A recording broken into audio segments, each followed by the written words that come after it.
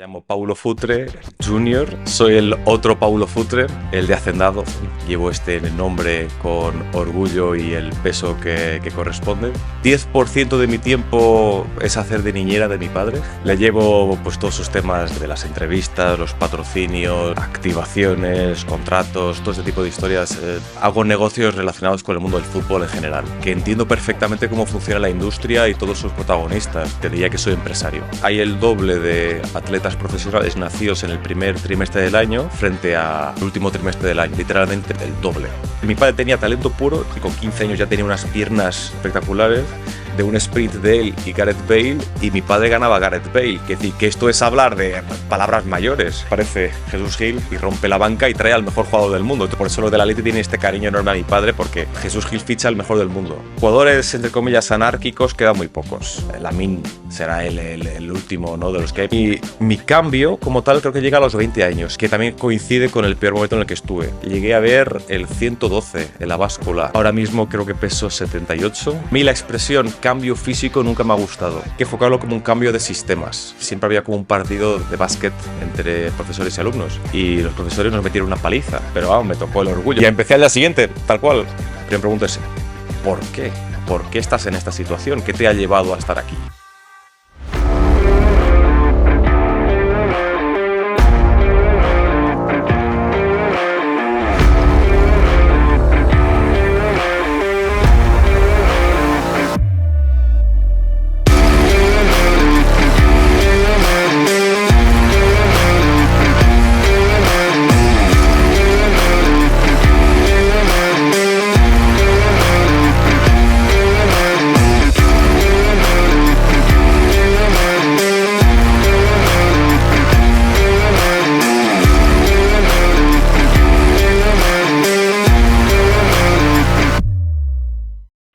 Bueno, Pablo, qué bueno que estás aquí. ¿Qué tal? Sí, qué ilusión me hace esto, tío, de verdad. Que hayas podido salir de la rutina y venirte un día con nosotros. Te lo agradezco mil, de verdad, que sé que es un hombre ocupado. Gracias, Pablo. Muito obrigado a vosotros por la invitación. Boa tarde. Y nada, encantado de estar aquí, y espero que con mi ejemplo y la experiencia que yo pasé pueda inspirar o ayudar a alguien. Qué guay, me encanta. ¿Lo hacemos en portugués? Bueno, no. Podemos seguir sin problema. Oye, La liamos, la liamos. amplías público. Eso sí es verdad. Nos internacionalizamos de alguna manera. Sí. Bueno, antes de nada, Pablo, queremos hacerte un pequeño regalo. Sabes que tenemos una marca de ropa deportiva, que es por lo que empezamos, ¿no? Con lo que arrancamos y hemos vuelto a los podcasts. Pero queremos que la hemos un poco personalizado y Bueno, esperamos que te guste muchas mucho. gracias. Dale caña. Rompe la bolsa, no te cambies.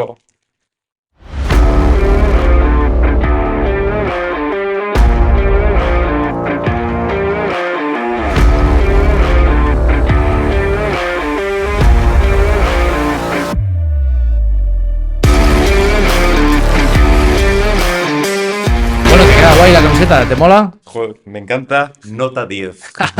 Y que sí, el 10 es el número de la familia, ¿no? Número de la familia, sí, Sí que muy, sí. muy especial para nosotros. Guay, guay. El judito hemos hecho ahí con un guiño también. Sí, esto para que no se metan en líos del departamento de licencias del club. Eso es, no Sutil. se nota. Esté por ahí. Sutil. Es sutil, es Sí, sutil, sí, con la sí. garra. Sí. Bueno, Pablo, te conocemos todos. No queremos tampoco que sea una cosa, una referencia 100% de eres el hijo de, sino que también que te presentes tú, quién eres y que la gente te pueda conocer. Vale. Cuéntanos. Vale, es inevitable la referencia porque me llamo Paulo Futre Jr. Soy el otro Paulo Futre, el de Hacendado. Y que siempre he bromeado con estas cosas. Tengo 35 años y llevo este nombre con orgullo y el peso que corresponde. Y no sé, ¿qué quieres que te cuente de mí? Pues bueno, la parte Sí. profesional, ¿a qué se dedica Pablo? ¿Qué hace? Te diré que el 10% de mi tiempo es hacer de niñera de mi padre. ¿Vale?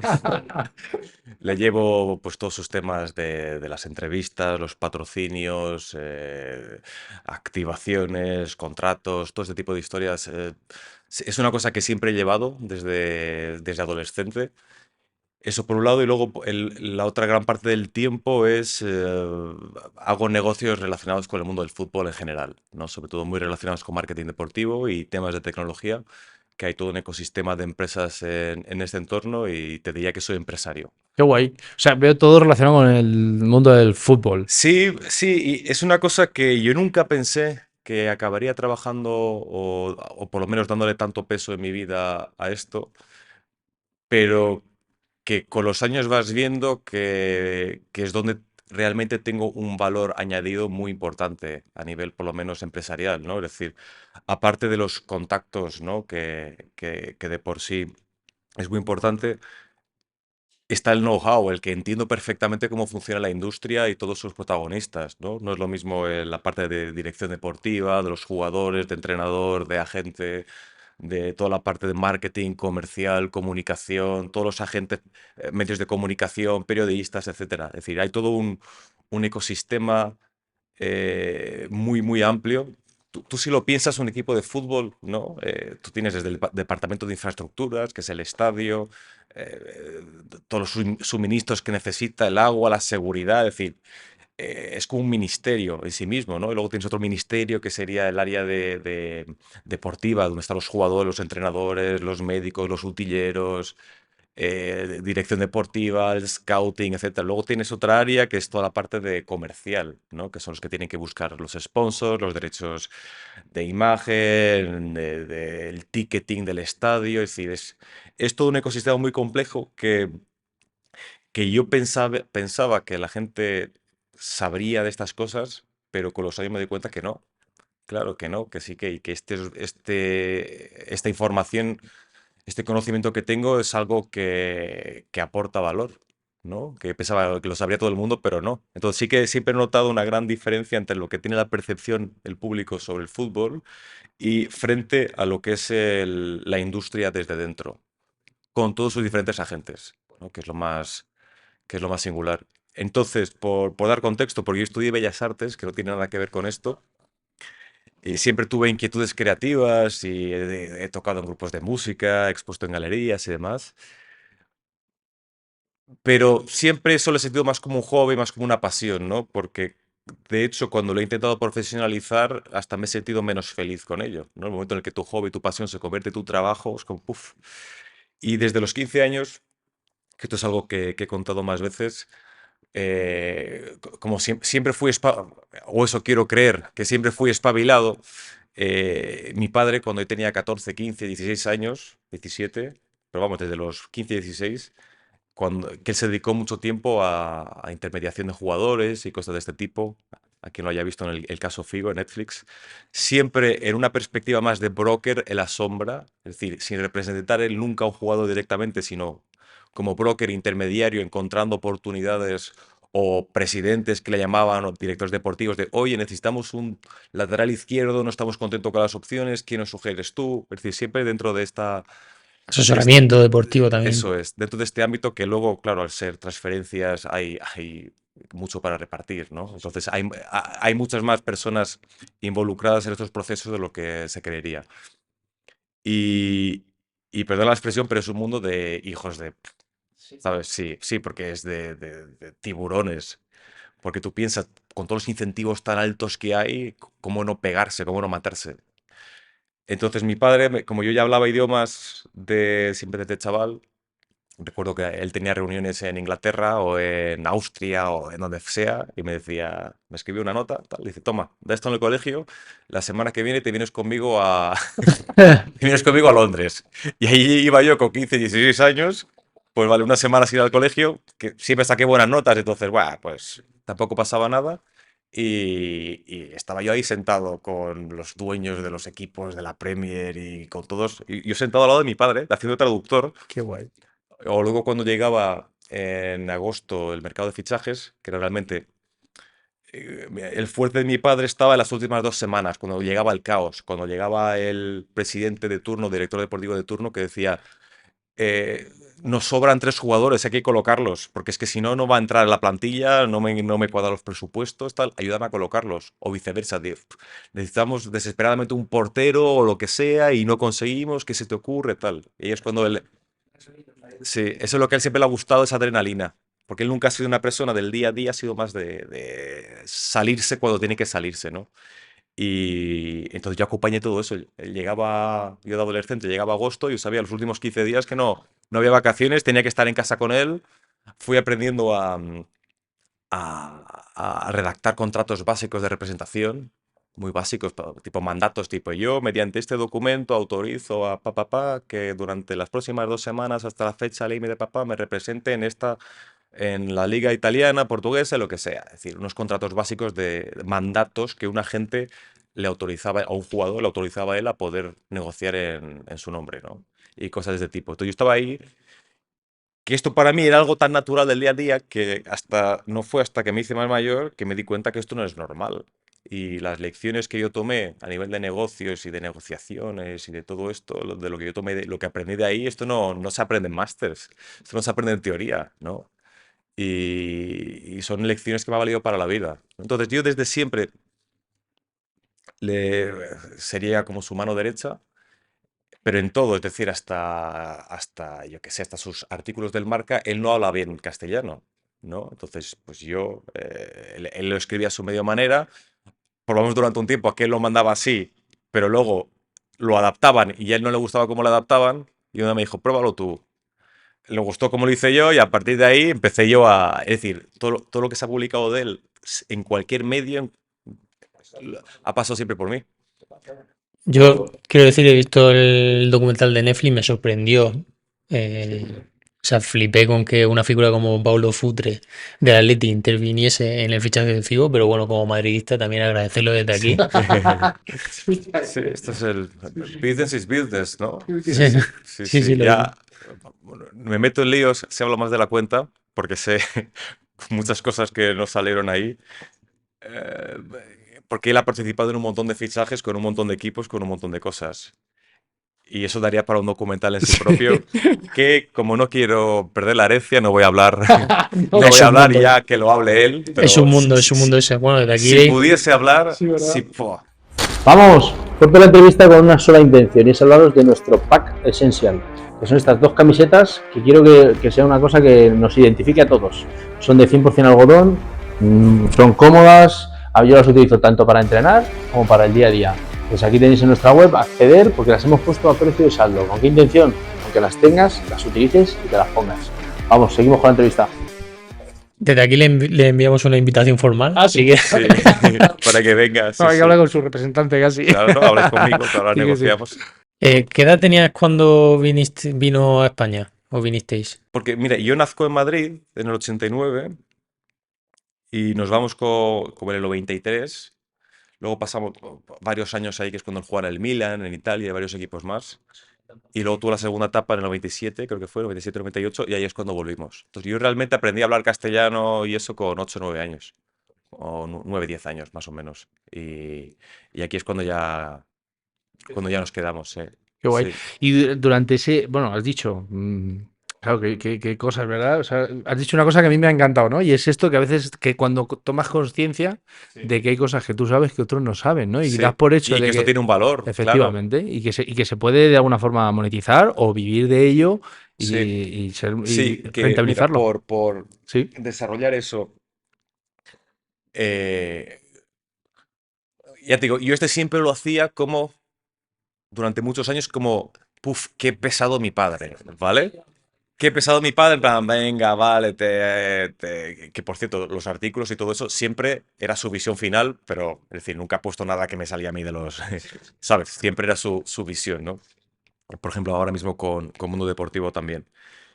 Y, pero yo todo esto, casi hasta los 25 años, siempre era, puf, qué pesado, ya otra cosa y no sé qué, ¿no? Pero cuando llegaron las redes sociales, 2000, que ya entramos tarde porque me costó mucho convencerle a hacerse redes, ahí es cuando empiezo a ver y le convenzco, oye, mira, la estrategia de lo que tú querías, que era solo subir recuerdos, esto no tiene sentido, tienes que ir comentando la actualidad y conectando más con la gente. Es decir, le hice yo una estrategia de cómo ir.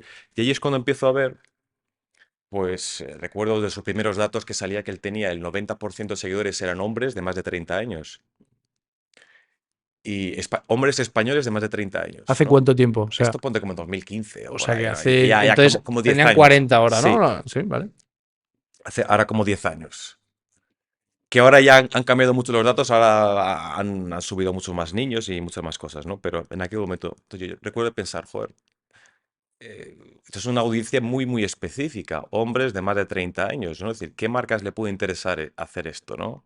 Y dice, pues son hombres de más de 30 años, tienen que tener mayor poder adquisitivo.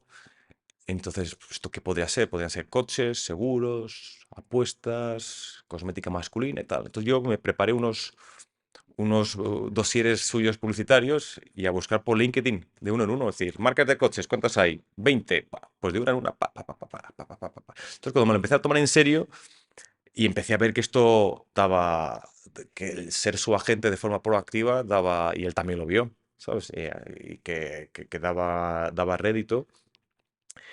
Y ahí es cuando ya me empecé a meter en esto en serio. Porque fue cuando dije, joder, es que haciendo esto gano mucho más que vendiendo mis cuadros o haciendo mis otras historias. Y digo, joder. Y una cosa pues fue llevando a la otra. Entonces, después de llevarle a él, otros futbolistas, empecé a decirle, oye, ¿qué está pasando? Que de repente has vuelto en todos lados porque que esto ahora parece obvio, ¿vale? Pero en su momento no lo era. En tiempos de mi padre, cuando se retiraba un futbolista, desaparecía de los medios. Tú con redes sociales ahora te retiras y sigues ahí vigente porque tienes una audiencia, pero en su día desaparecías o aparecías en la tele o una entrevista o desaparecías. Entonces él estuvo un montón de años que no hacía nada de publicidad y de repente empieza ¿sabes? A raíz de esto, otros futbolistas de su época también me decían, oye, ¿qué estás haciendo? ¿Quién te está llevando esto? Y dice, pues es mi hijo. Ah, pues voy a tomar un café con él a ver si me puede conseguir más cosas. Y así una cosa fue llevando a la otra. El paso siguiente fue que empresas que dan servicios a equipos de fútbol, sobre todo relacionados con tecnología, me empezaron a pedir eh, sí o no, el favor, oye, me haces el favor de llegar a este equipo, este otro, tal, tal. Y que ellos me explicasen, pero ¿qué problema estáis teniendo? No, porque queremos hacer esto, pero no os hacen caso y tal. Y yo, tío, no os hacen caso porque no estés hablando con la persona correcta o porque esto no encaja con la mentalidad del equipo, total. Y ahí es cuando pienso de,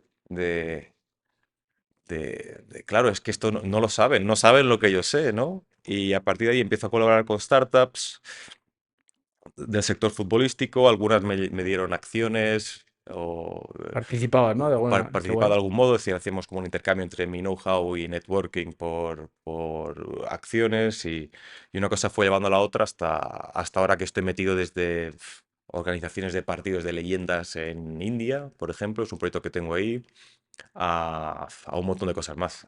Así que hago cosas, hago cosas. Porque, por cerrar a lo mejor esto ahora, Sí. pues luego continuamos si no, pero ¿y cómo unes esa parte? Porque te formaste en una cosa que es distinta. ¿Tú crees que eso ha aportado algún valor diferencial? Sin duda, sin duda, sin duda, porque me gusta creer que soy una persona creativa.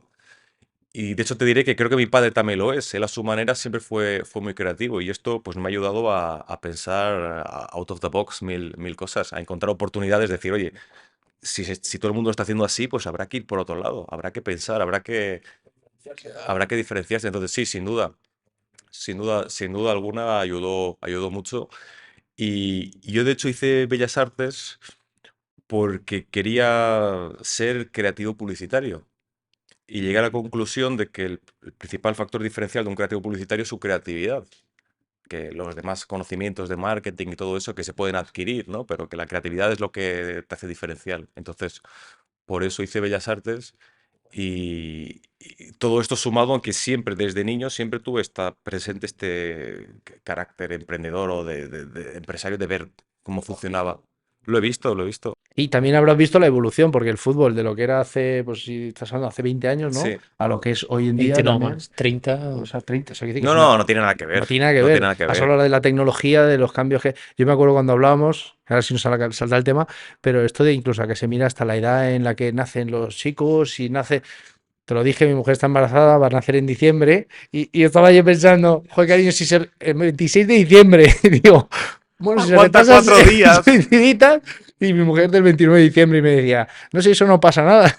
Dice, a mí no me ha pasado nada. Y digo, joder, pues hablando con Pablo me decía que hasta en los deportes, ¿no? De pues, también alto rendimiento. Sí, eso Y se llama el problema de la edad relativa, esto para quien lo quiera buscar, y es que no ocurre solo en el fútbol, ocurre en la mayoría de deportes profesionales, de que hay el doble de atletas profesionales nacidos en el primer trimestre del año frente al último trimestre del año, ¿no? Literalmente el doble.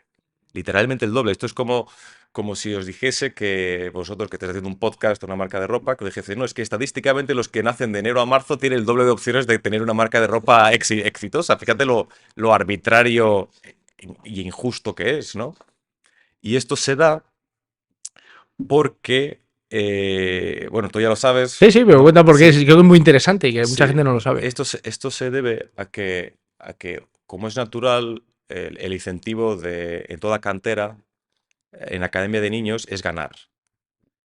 Y durante esas edades, el físico y también cognitivamente se nota mucho por el desarrollo de la edad. Entonces, alguien que nace en enero eh, va a ser, va a tender a ser más alto, más fuerte, más rápido y más listo que alguien nacido en octubre, noviembre, diciembre. Entonces, el entrenador lo que va a hacer es que, por regla general, sin que nadie se lo diga, va a acabar priorizando, poniendo a los más rápidos, altos, fuertes, que mejor juegan y que más listos son. Y esto que ocurre, que genera una especie como de mano invisible que acaba ayudando en el sentido de que retroalimenta el entorno. Si tú juegas más, crees más en ti mismo, tu padre dice, oye, el niño es bueno, pues habrá que llevarle más, ¿no? Tal, tal. Si, sin embargo, eres mejor, pero estás en el banquillo, pues será una de, hola, hijo, eres pequeñito todavía en comparación, pues hijo, no juegas, a lo mejor habrá que probar otras cosas, no sé qué, tal, tal. Y esto acaba generando un círculo que se retroalimenta. Y para cuando llega la edad en la que se equilibra el físico, es decir, a los 15, 16 años, y ha habido tal purga, tal filtro, que la mayoría de los que han llegado son del primer trimestre del año. ¿Sabes? Fíjate qué especie de selección natural artificial, aunque sea un oxímoron, pero es lo que ocurre. Que esto también contradice gran parte de este discurso de la meritocracia, ¿sabes? No hay... Y escucha, que conste que mi padre lo cumple. Mi padre es del 28 de febrero, es del primer trimestre del año. Fue campeón de la Champions, mejor jugador de la final de la Champions, finalista del Balón de Oro, que se lo robaron, pero sí, sí, se lo robaron, pero quedó ¿Quién lo ganó? ¿Quién segundo. lo ganó? Pues ahora te explico. Eh, Mi padre nunca ha perdido una final, tal, tal, y él siempre me ha dicho toda la vida que no hay campeón sin suerte. No hay campeón sin suerte.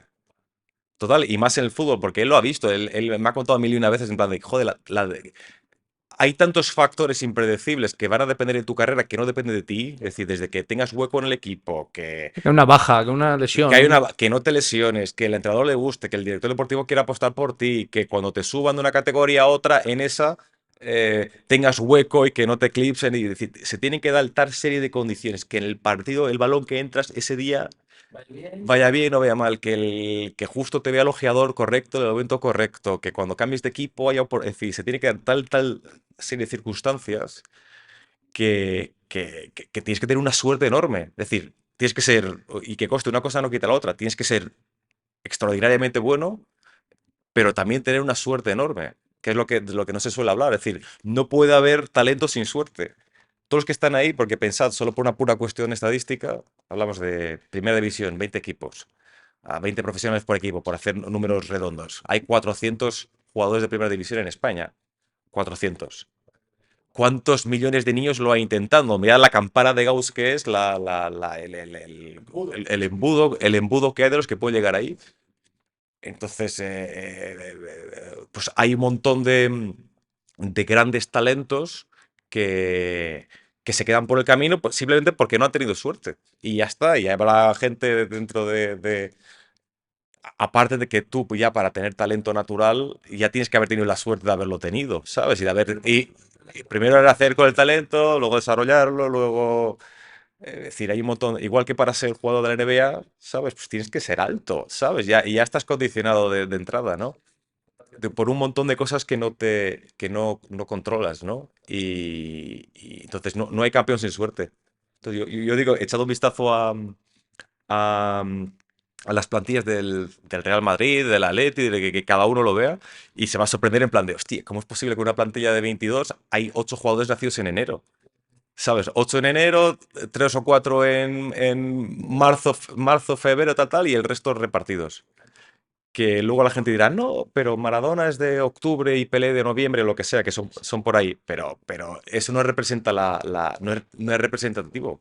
La excepción que confirma un poco la norma, ¿no? Puede ser, por decirlo así. Que luego están los cracks. Y esos están tocados por el cielo. Los que están, que era como yo creo que era mi padre, que era tocado por el cielo, ¿no? No, sin duda. O sea, yo creo que además la época en la que juega tu padre y de ahí hasta que se produce esta revolución de la preparación física y tal, el talento primaba por encima de la preparación física. Digo, y mi padre tenía talento puro y también tuvo mucho talento físico. Aparte de que yo veo fotos de él con 15 años, ya tenía unas piernas muy espectaculares. Y él siempre, mi padre siempre fue, que no sé si lo habéis visto, luego os paso algún link.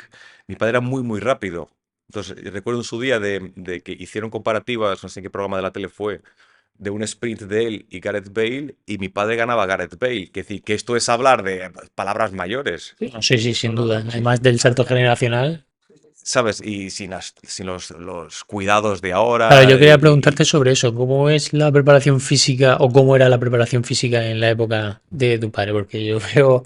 Diferente, ¿no? Hombre, totalmente. Sí, total. Buena pregunta. Y mira, espera, solo por no desviarnos, te cuento lo del Balón de Oro. Mira, en el año 87, mi padre era jugador del Oporto, con el que contra todos los pronósticos gana la Champions. Y además él marca en casi todos los partidos, siendo el MVP de la final.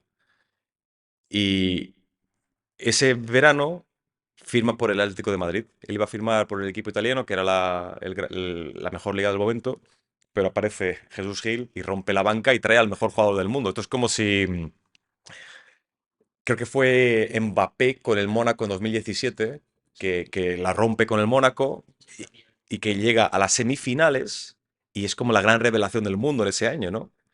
A la semifinal y lo acaba 180 millones. Pues imagínate lo mismo, pero que llega a la final y la gana y es el mejor y va para el Atleti. Eso fue lo que ocurrió por eso los del Atleti tienen este cariño enorme a mi padre, porque Jesús Gil ficha el mejor del mundo. Y de hecho mi padre, di- esos primeros meses con el Atleti, que esto ahora parece mentira, ¿no? Pero parece mentira, no, pero no, es difícil de imaginarse. Su primer derbi gana 0-4 en el Bernabéu. Gana al Barça, mete ahí y tal, es decir, entonces él poco más podía haber hecho para ganar el Balón de Oro, ¿sabes? Gana la Champions, es el mejor jugador de la Champions y llega a un equipo nuevo y es el mejor. ¿Qué ocurre? El Balón de Oro ese año se lo dan a Gullit, que es verdad que Ruud Gullit era un jugador extraordinario, solo que ese año Gullit era jugador del PSV en Holanda, gana la liga con el PSV en Holanda y ese verano ficha por el AC Milan y se lo dan a Gullit. Además con unas votaciones luego muy raras, ¿sabes? Muy raras, muy... Es decir, que... Y luego Gullit, a partir de ahí, años después, es cuando se convierte en el gran Gullit que ha quedado en la retina de la gente, pero no ese año. Es decir, que ahí fue... Esto es el politiqueo que ya se habla todo, eso fue Berlusconi ahí maniobrando. Es decir, en cualquier año de la historia del fútbol menos ese. Es que ese año era... ¿Qué más? Os lo pregunto a vosotros, ¿qué más podría haber hecho? Ganar la Si lo Champions, pones en contexto hoy en día, un jugador que haga esa temporada se lo lleva. se lo lleva, y además siendo el mejor, ¿sabes? Y frente a otro que ha ganado una liga, que mi padre también ganó, creo que hizo triplete con el Oporto ese año, con la liga portuguesa. Es decir, es que ¿qué más? ¿Qué más? No hay otra, no, no, ¿Qué no más estaba en puedo sus hacer? manos. No, Sí, mamá sí. no podía hacer, ¿no? Solo era como, de hecho, ese verano se organizaron estos partidos que eran una especie de All-Stars que ya no se hacen, que molaban mucho. Entonces, ese año se hace un All-Star que era por el centenario de la liga inglesa en Londres, que era combinado de la selección inglesa o combinado de la liga inglesa con la selección del mundo, ¿no? El All-Star del mundo. El All-Star del mundo, ese verano, el trío de ataque es Platini, Maradona, Futre. ¿Sabes? No está Gullit ahí. Está Rijkaard que también era holandés, pero en de medio campo es Maradona, Platini, Futre. Fíjate eso, lo que, pues como cambia luego lo que es Buen tridente ese, ¿eh? Sí. También hubo otro año que fue Van Basten, Futre, Maradona. Tampoco estuvo mal. Wow. Que es una pena, esos partidos molaban. Molaban. Sí. Entonces, volviendo a Sí. la pregunta sobre la preparación física Sí. de esa época, hay mucho cambio con respecto a la preparación física hoy en día. Mucho cambio desde de poner las preparaciones físicas de verano, es que les mandaban a la montaña a correr durante jornadas maratonianas y cosas así que no tenía ningún sentido, ¿no? Y lo de la nutrición y todo eso, cada uno por su casa, como entendiese. Edad que el mío siempre se cuidó mucho, dentro de lo razonable. Y, y por aportar algo así diferente,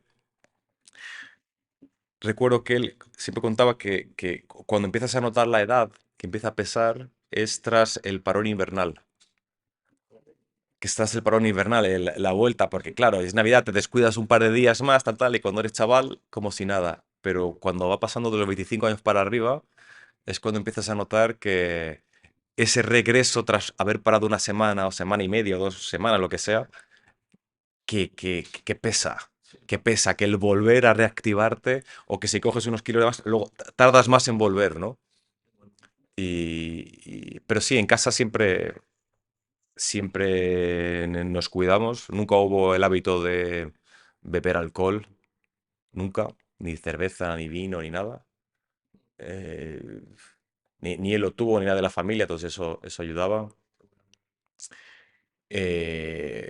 Y él se cuidaba con lo que se entendía cuidarse en la época. Sí, que ahora es En como la que se época. mide todo, ¿no? Ahora todo Todo. al Escucha, milímetro. y que no entrenaban fuerza, nada de fuerza, nada de fuerza. Pues yo cuando le veo ahí su físico, digo, ostras, que de forma natural estaba como un toro, ¿no? A pesar de que no era como, ¿no? Qué bueno. Entonces, cuando yo le pregunto, oye, ¿y si tú hubieses crecido jugado en cómo habría sido? Y él me dice, pues habría sido todavía mejor. Porque me habría cuidado más, habría tenido mejores entrenamientos, la forma de jugar me habrían protegido mucho más, porque a él le lesionan, se retira muy joven por lesiones. Los campos los campos son alfombras ahora perfectas, ¿no? Y tal. Y él dice, me digo, pero ¿y la exigencia de la comida del día a día lo habrías llevado? Y él, sí, sí, porque es que es tu vida. Sí, que esto es parte de tu trabajo, ¿no? Es parte de tu trabajo tener en cuenta que él desde los 10 años o 10 o 11 años, su vida es ser jugador, no es otra cosa. Se ha perdido un poco esa esencia del fútbol de los 80 a los 90, campos de barro, jugadores creativos. Esa creatividad en el fútbol ha pasado un poco más a la táctica pura y Más dura, importancia la del entrenador. al físico. Bueno, Sí, los jugadores, entre comillas, anárquicos quedan muy pocos. Quedan muy pocos. Esta última, Lamine será el último, ¿no? De los que hay, pero cada vez hay menos porque se priorizan otro tipo de... Sí, a lo mejor pierde también eso porque lo van encasillando muchas veces, ¿no? Y se pierde esa creatividad del el jugador. número No 10 lo de sé. toda la vida. Sí, Sí, Ya no hay, ya no hay. se ha perdido esa No posición. hay, no hay.